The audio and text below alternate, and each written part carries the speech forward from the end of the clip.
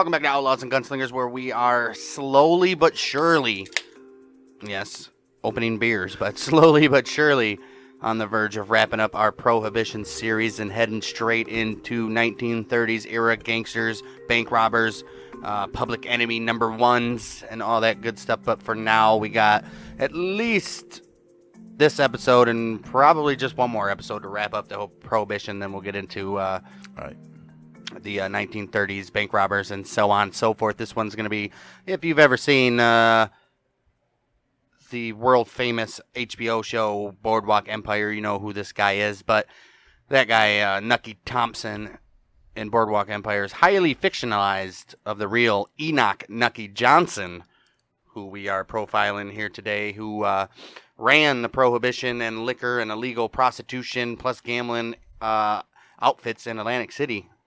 Pretty big character, which, if you guys have ever seen Boardwalk Empire, you know that Steve Buscemi plays Nucky Thompson in that. And I don't know, terribly wrong casting, because Nucky Johnson he stood like 6'4" and was a huge guy. And then they had, what's his name, play him, and he's like, what? A tiny ass fucking crackhead looking dude. Like, right. I mean, come on. Well, come on. I guess, Steve Buscemi's a fucking great actor, but. Tis. Come on. Didn't work out for me. Nah, I watched the first season. I was like, nah. Tell you the truth, his character in Sopranos didn't work out for me either. It's all right. After you see him in all those Adam Sandler movies. Yeah, I guess. It's over. Once you see him as the homeless guy or the dude in jail, crazy eyes. And I guess if all that was stuff. the first time that you ever seen the dude in like The Sopranos or something, then you'd be like... he's good in... what is it? The Meteor movie. And, right? What is it? It's Armageddon, right? Armageddon, yeah. He's good in Armageddon, and he's good in... He's in a few movies. He's good in Con Air. Yep, very good in Con Air. Yeah, he's got a couple good roles that are serious movies. He's a good actor. Mm-hmm. And a good writer. And he's a firefighter. Did you know that he helped out?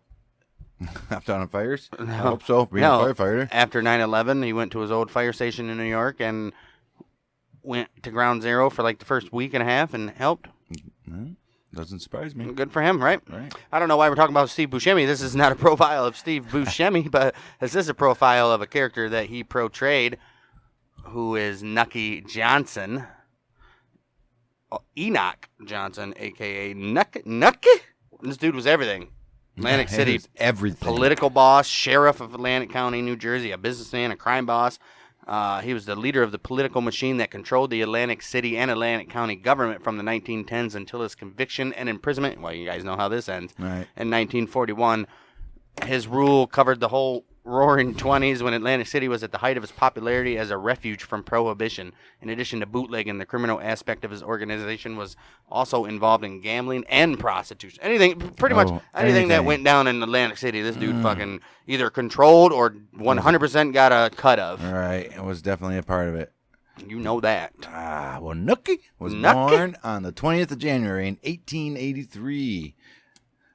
In Galloway Township, New Jersey. He's a Jersey boy. He's a Jersey boy.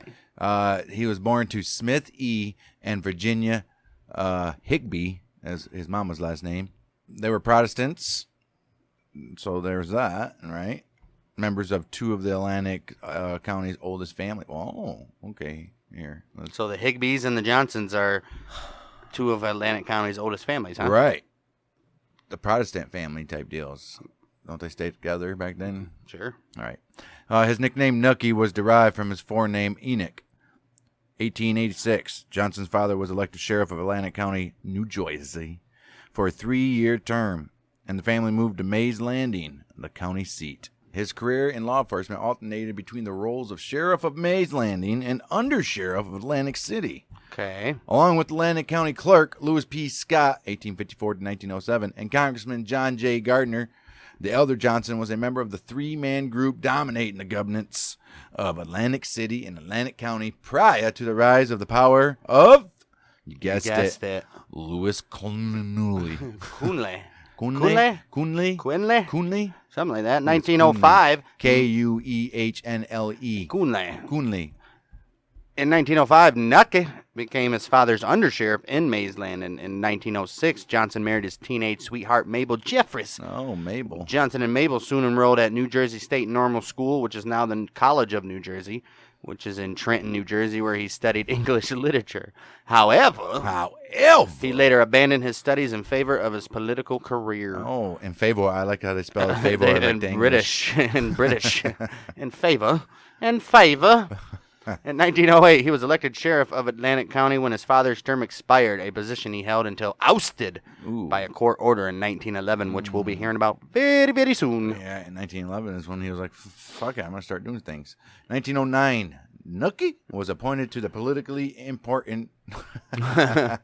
What is this politically important, damn it? He was appointed to the politically important position of Atlantic County Republican Executive Committee Secretary. He's the ACRECS. Oh, they made a song about him, didn't they? A-C-R-E-S. A-C-R-E-C. R-E-S-B-E-Z-D. Yeah, is that A-C-R-E-C-S. You know, nucky. Nucky to me. Say that 10 times fast. Nucky to me. A-C-R-E-C-S. You know what? It's politically important. Nucky to me. 1911, local political... Oh, are you saying this? Oh, I am. No, that's you. 1911, local political boss Louis Gunslingers, Nucky, and several others were charged with corruption. Uh-oh. Can you imagine corruption? Corrupted. Wow. It's unfathomable. Right. Gunslingers was convicted and imprisoned, while Nucky was acquitted, allowing him to succeed Gunslingers as the leader of the same organization. I think Nucky was part of the police help. Like he was a little snitch. I doubt it. Which effectively controlled the Republican-led Atlantic City and Atlantic County government. So Nucky was the man. He became the head guy over there. Well, Atlantic City was a tourist destination, and city leaders knew that its success as a resort depended on providing visitors with what they wanted, and what they wanted was booze. They wanted booze. What many tourists wanted was the opportunity to drink, gamble, and visit prostitutes. Right. City leaders realized that permitted a vice industry, obviously with the aforementioned stuff, Right. it would give the city an edge over its competitors. Therefore, the organization inherited by Johnson permitted the service of alcohol on Sundays. Hey. Which at the time was prohibited by New Jersey law. Gambling and prostitution in exchange for the payment of protection money by vice industry operators to the organization. They're like, look, you can sell illegal stuff as long as you give us money, and we'll look the other way. We'll turn a blind eye. Right. Well, support of the vice industry was to continue and expand under Nucky's rule. He also continued other organization corruption, including kickbacks on government contracts. Obviously, I mean, this guy was just corrupt and Bill to get away with it. I mean, why not? I mean, why not? 1912, Nucky's wife Mabel died. Tragically of the died. Century. Reportedly, Nucky had previously been a teetotaler, but began to drink after her death. Practice of or promotion of complete personal abstinence from alcohol. So he's a teetotaler. Right. But after she died, bottles of whiskey went down. He held many jobs during his 30-year rule. County treasurer, which allowed him to control the county's purse strings. County collector, publisher of the weekly newspaper. Oh, jeez. Bank director. Oh, man. President of a building and loan company. Oh, jeez. Money. Director of a Philadelphia brewery. Okay. He declined requests that he run for the state senate. He was like, nah, that's too much on my plate. Look at all this stuff I got to do. I know. He's like, look at all this money I got to fucking steal. Right. Believing that it was beneath the dignity of a real boss to stand for election. So he's he's like, no. It's true. I mean, you can't leave your election fate in the hands of people. Right. As the most powerful New Jersey Republican, Nucky was responsible for electing several governors and United States senators. Hey, this dude had everybody he wanted. Why run for office? Right. He put the people that he wants in, and then he still controls everything behind the scenes. Well, in 1916, Johnson served as campaign manager for Republican candidate Walter E. Edge's successful run for governor. In addition to raising money for Edge, who was then the state senator from Atlantic County, Johnson engineered Edge's election by reaching out to Democratic Hudson County boss Frank Hague, who disliked Democratic candidate Otto Whitpen. Edge provided Hague with a pledge of cooperation, and Hague... I think it's Hague. Hague. Hague. Hague. Hague. Frank Hague. Well, he instructed people in his Democratic organization to cross over and vote for Edge in the Republican primary. See, that's how dirty politics is. I guarantee the same shit happens today. Guarantee nothing has changed. Nothing has changed. Of course not. Well, Hague did not support Whitpen in the general election, and Edge was elected. Oh. Edge rewarded Johnson by appointing him clerk of the state Supreme Court. Of course he did. Hmm. Oh, he gets to be clerk of the Supreme Right. Court. That's nice.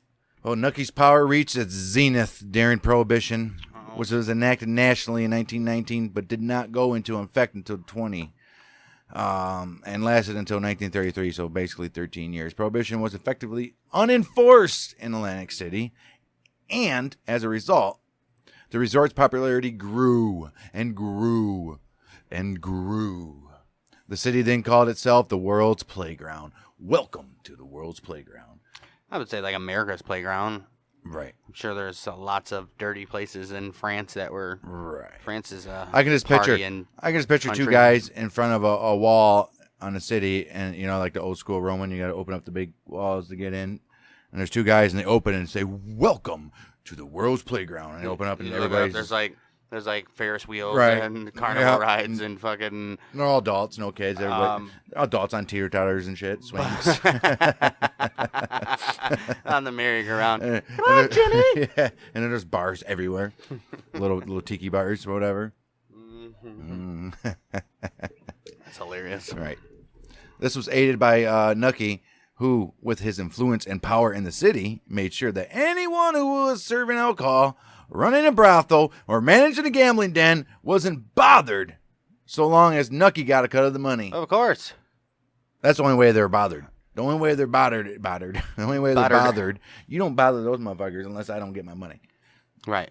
And they don't pay up. Right. In fact, most of Nucky's income came from the percentage he took on every gallon of illegal liquor sold on gambling and prostitution operations. This motherfucker wasn't only charging by percentage of what the bar's making, and he's selling these guys the fucking liquor itself. I guarantee you, and he's making a percentage of each gallon. Gallon that they sold after he sold it to them. Right. So the second time being sold. It's crazy.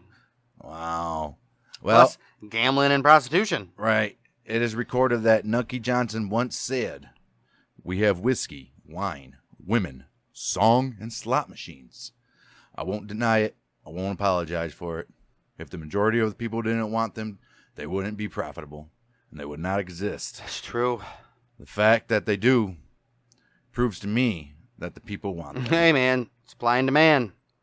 Supply and demand. Right. Isn't that the whole premise of business? Mm-hmm. What do people want? We'll supply it. If people want it, who am I to stand in the way? Mm-hmm. Mm-hmm. Well, investigators charged that Johnson's income from vice exceeded $500,000 a year, which is equivalent to over $8 million in 2020. Oh my gosh. $8 million. He rode in a chauffeur-driven $14,000 powder blue limousine, and more expensive clothes included a $1,200 raccoon coat. Dang. His personal trademark was a red carnation, fresh daily, worn on his lapel. Yep. At the height of his power, Johnson lived in a suite of rooms on the 9th floor of the Ritz-Carlton Hotel located on the boardwalk. Wow. The Ritz, which opened in 1921, was where Johnson hosted many lavish parties. He was known as both the Tsar of the Ritz and the Prisoner of the Ritz. Wow. He freely gave to those in need, and he was widely beloved by local citizens, among whom his benevolence and generosity were legendary. It was. Johnson once explained, "When I lived well, everybody lived well." John Gotti comes to mind. And that's exactly how you win over the neighborhood, by doing shit like that. Capone did it. Frank from American Gangster. What's his name? Yeah, Frank. I forget his name. Frank, yeah. Whatever. He definitely gave money to the poor. I mean, all these gangsters do. Told you Gotti did it. I just watched Gotti last night. The one with John Travolta. Yeah, it's terrible. Well, everybody says it was. It wasn't that bad. Terrible. If you don't know who John Gotti is and you just watch it, it's actually a decent movie. Terrible. But if you know John Gotti and his history and all that, it is a terrible movie. Terrible. Right. It is. But it's not a bad movie if you don't know. I'm saying. I'm sure the movie is not bad, but yeah, the movie itself, yeah, it's everything that I've seen, totally fucking dog Travolta and his acting in it. No, Travolta did a good job. No, actually, did he? Actually, it was kind of funky. It was kind of funky. He didn't portray a mob boss as good. He was decent, but not, And come on, Travolta played Pulp Fiction and fucking Get Shorty and... Yeah, but that's not a mob boss. Basically. That's just a fucking lowly gangster. Right. But still, he could have played like that, and he didn't. I think he got Gotti's character all wrong. His demeanor. Well, who knows? Has Gotti even been portrayed in movies before? Oh, there's been plenty of Gotti movies. It was the exact same, I think in 97, there was, no, actually it's not plenty. I'll say there 3 or 4. The last one in like 97, I think it was. I was looking the other day. It was just called Gotti, and then they got a TV fucking thing. And then a couple. Well, the TV show was about his wife and sons. Oh, that's what it is. Grown Up Gotti or something like that. Fucking, it's a reality show. Since its founding, Atlantic City, like other summer resorts, had been burdened with a seasonal economy. Efforts to promote tourism there during the colder months had been not successful. Well, who the hell wants to go to a boardwalk seaside where it's all fucking seaside, cold and nasty? The free availability of the alcohol during Prohibition, however, Okay. made Atlantic City the nation's premier location for holding conventions. In an effort to promote a year-round convention-supported economy, Johnson directed the construction of Atlantic City Convention Hall. He's like, it's cold outside, we just make a big old building. Right. The work on Convention Hall began in 1926 and opened in May of 1929. Took 3 years to build a hall. Damn. A 650-foot by 350-foot structure. It was a state-of-the-art convention building and contained what was then the largest room in history with an unobstructed view. No shit. Wow. Largest room with an unobstructed view, so you could stand on the other side of the room and see everything. Everything. Mm. I don't know why that's significant, but whatever. I mean, that is, You ever heard of a ballroom?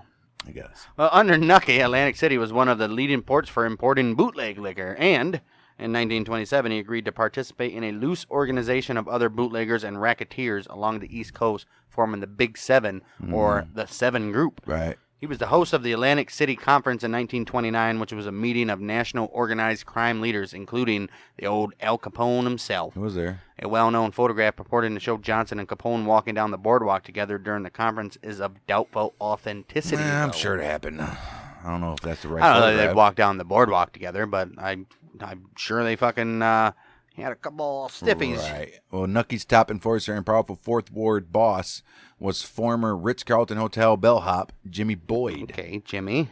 Nucky met Boyd around the time that he and Charlie Luciano were forming the Big Seven. Mm-hmm. When they met, Boyd and Nucky took an instant liking to each other. They're like, I like you. He's like, you know, I like you too. Can we be friends? You damn right we're friends. Can you kill people for me? You damn right I'll kill I people thought you for never you. ask. And Nucky began grooming him to become the boss of his organization. Damn, okay. By the late 1920s, Boyd was running every speakeasy, illegal casino, numbers racket, and brothel in the city. Is that, that's Jimmy from the TV series. It might be. The dude, the kid. It might be. No, it definitely isn't the dude's name Jimmy? Yeah, I think so, yeah. Yeah. Okay, cool. Well, there you go, huh? Well, Nucky Johnson's name was mentioned frequently in a series of articles about Vice in Atlantic City published in 1930 by William Randolph Hearst's New York Evening Journal. According to some accounts, bad blood existed between him and Johnson, because Johnson had become too close to a showgirl who was Hearst's steady date when he visited Atlantic City. He was like, hey, man, you know every time I come to Atlantic City, this is my bitch. Right. And Nucky's like, not no more. Nope. Not today. I bet you he was like, you're never to see him again. Right. Well, Johnson subsequently was the focus of increased scrutiny by the federal government, allegedly as a result of Hearst's lobbying of Roosevelt administration officials. Probably did too. That's what. Yeah, see, bitch. that's what you never do. You never mess with another man's Yep, girl. yep. That's exactly what got fucking Wyatt Earp in hot water in Did. Tombstone with Did. what's his name's Yep, girl that yep. he started seeing. Yeah. I mean, geez, don't you Did. guys listen? History repeats itself all the time. Always. 1933, a property lien was filed against Nucky by the federal government for additional taxes he owed. He goes, they're like, you owe taxes on this earned income in 1927. He's like, 1933 also saw the repeal of the Prohibition, which eliminated a major selling point for Atlantic City among tourists and conventioneros. So there goes that. As well as a source of income for Nucky and his political machine. Right, now There what do goes you that. have to sell? I mean, that's mostly all of their money right Now there. what do you have to sell? Gambling and prostitution, where you can go to probably any other big city in the world and do all that? I would say so. Right. 10th of May, 1939.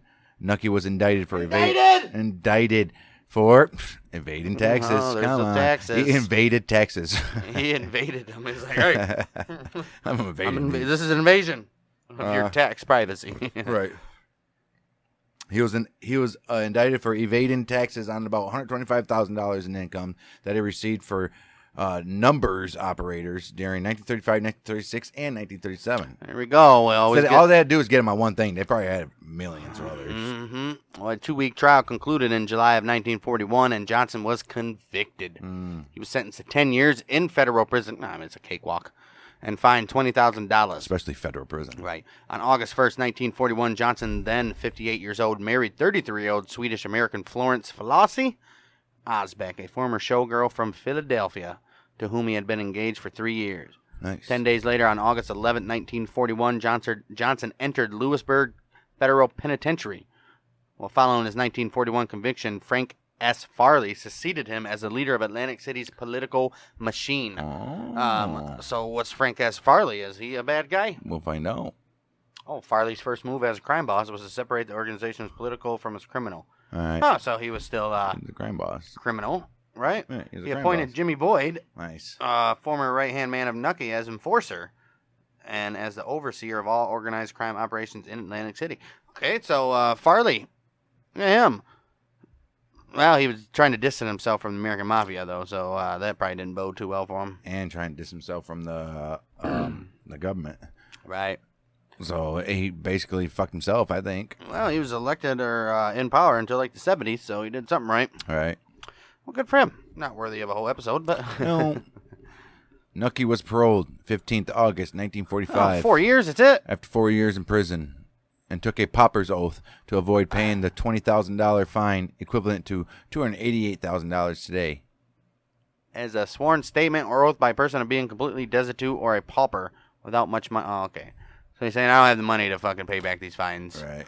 I'm sorry. So what do you want me to do, man? I won't do anything. Right. I won't do anything. Right. I won't. So he's saying, he's under oath, though. Remember, he's under oath saying, I don't have money. So right. You better...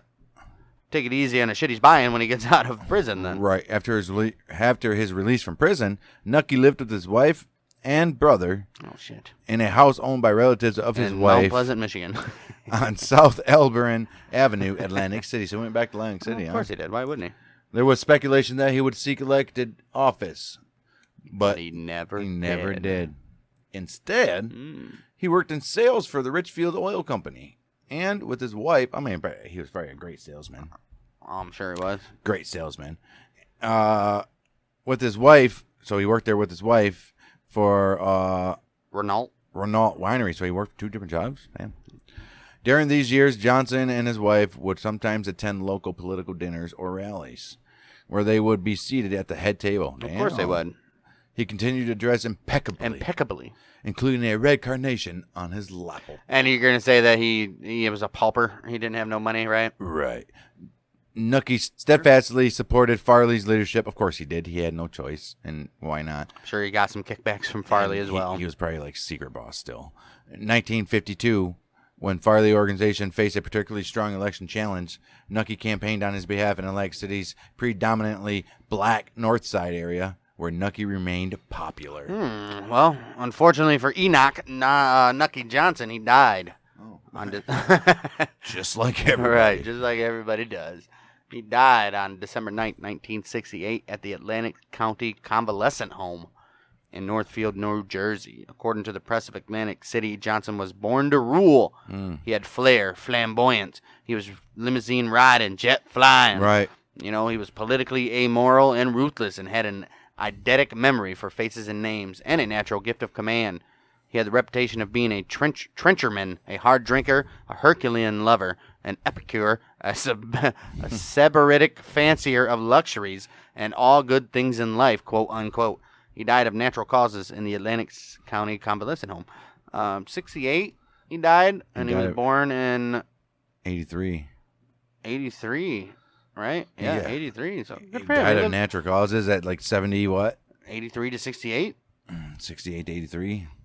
Yeah, that's 85 years old. 85. Yeah. 85 years natural old. causes at 85. Okay. I believe it.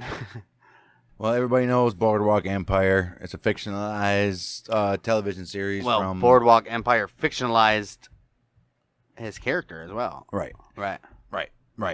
Boardwalk Empire is fictionalized the Prohibition era in Atlantic City. The series ran for about 5 seasons.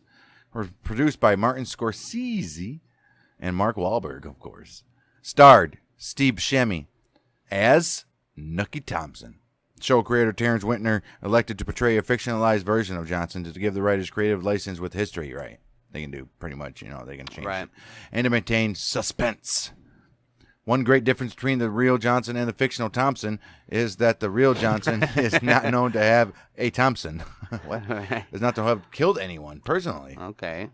As the fictional Thompson does.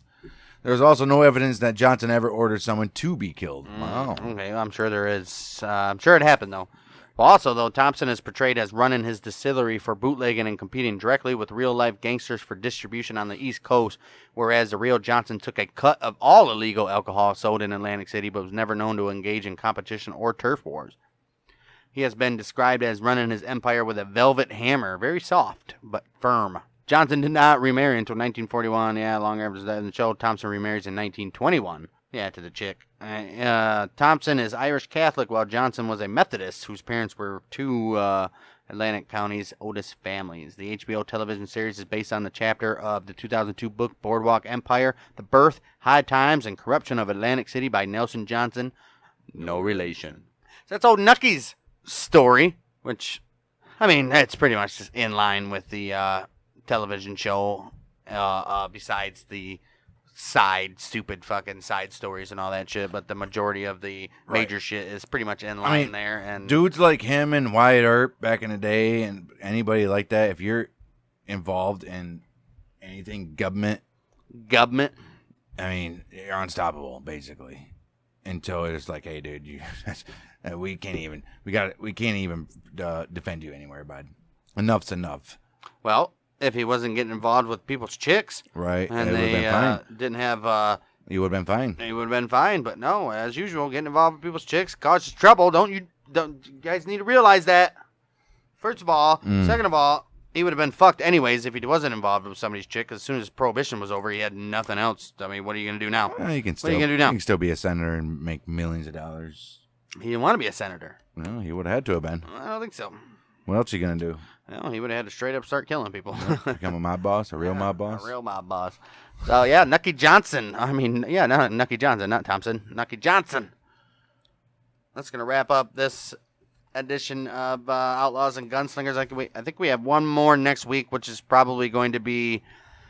We'll focus on a couple of the lesser known names in Prohibition, the ones that don't have stories long enough for an episode, so we'll do a couple of that and probably some Prohibition facts and segue into the 30s. Prohibition facts that kind of give you a look at the damage Prohibition did to the country and how much money was taken away and made and all other stuff involving Prohibition. And that will lead us into, I don't know, should we start the new series with Bonnie and Clyde? Start it off hot, right? No. Should we do Bonnie and Clyde first?